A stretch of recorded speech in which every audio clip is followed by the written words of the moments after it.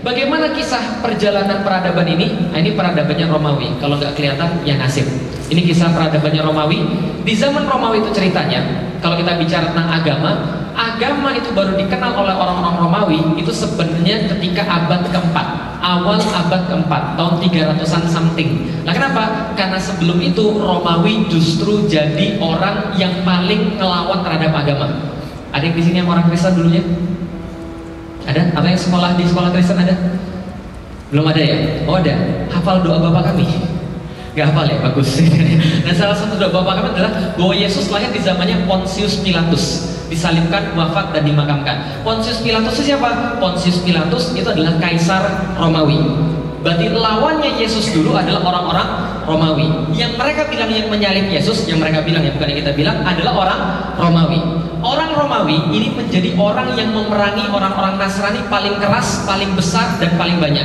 Sampai tahun 325, ketika mereka merasa bahwa mereka sudah tidak bisa menahan lagi laju daripada orang-orang Kristen ini, maka mereka kompromi.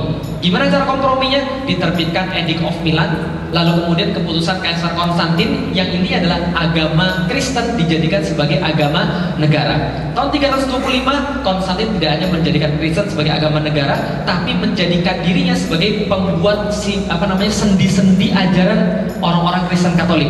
Itu terjadi pada tahun 325. Sejak 25 resmi orang Romawi dengan kerajaan sebesar itu memeluk agama Kristen sebagai agama negara. Yang terjadi berikutnya, ini yang terjadi berikutnya, Dark Ages.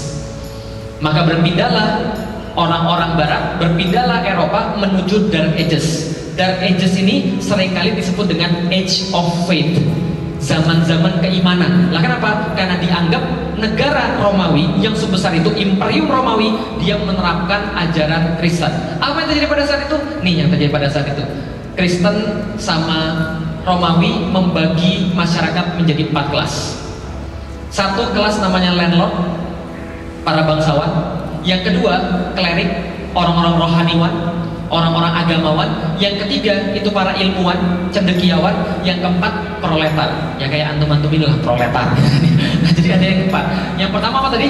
Landlord, karena kalau landlord nggak datang ke sini. Yang kedua itu adalah rohaniwan. Yang ketiga ilmuwan. Yang keempat proletar. Mereka baginya seperti ini. Pernah nonton Robin Hood? Pernah nonton Robin Hood? Itu musuhnya Robin Hood siapa? Ada yang ingat nggak? Lord Nottingham. Lord Nottingham itu siapa? Landlord. Lord Nottingham itu di backup sama siapa kalau di filmnya Robin Hood? Gereja. Di backup oleh para rohaniwan. Tapi ada satu rohaniwan yang membelot daripada gereja lalu pihak Robin Hood. Namanya siapa? Kayaknya ini nggak ada TV semua deh. Pernah lihat nggak yang itu temennya Robin Hood yang pendeta itu loh, namanya Rahib Tucker itu. Nah itu adalah yang membelot dari gereja. Lah kenapa? Karena waktu itu rohaniwan pihaknya sama bangsawan, lengket banget. Maka bangsawan-bangsawan ketika mengatur rakyatnya pakai dalil dari rohaniwan. Rohaniwan bilang bangsawan-bangsawan ini, raja-raja ini adalah titisan Tuhan, adalah pilihan Tuhan. Maka omongan raja adalah firman Tuhan. Maka mereka menganut yang namanya Adeorex Aregerex. Artinya adalah Tuhan memilih raja, raja menentukan hukum. Berarti hukum raja adalah hukum Tuhan. Paham sampai di sini ya? Bahwa ternyata mereka meyakini raja itu adalah titisan Tuhan. Raja itu kata-kata adalah firman Tuhan. Maka kata-kata raja itu adalah hukum yang harus ditaati. Istrimu cantik untuk saya aja. Nah itu hukum bagi kalian. Lah kenapa? Karena itu adalah hukum pada saat itu.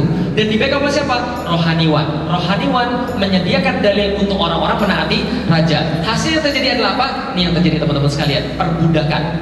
Bangsa yang lahir sebagai proletar itu harus menerima sebuah takdir dalam tanda kutip, yaitu menjadi bawahan raja, menjadi suruhan landlord tanpa mereka boleh protes. Kalau mereka protes, maka gereja akan bilang, kamu mau masuk surga atau masuk neraka?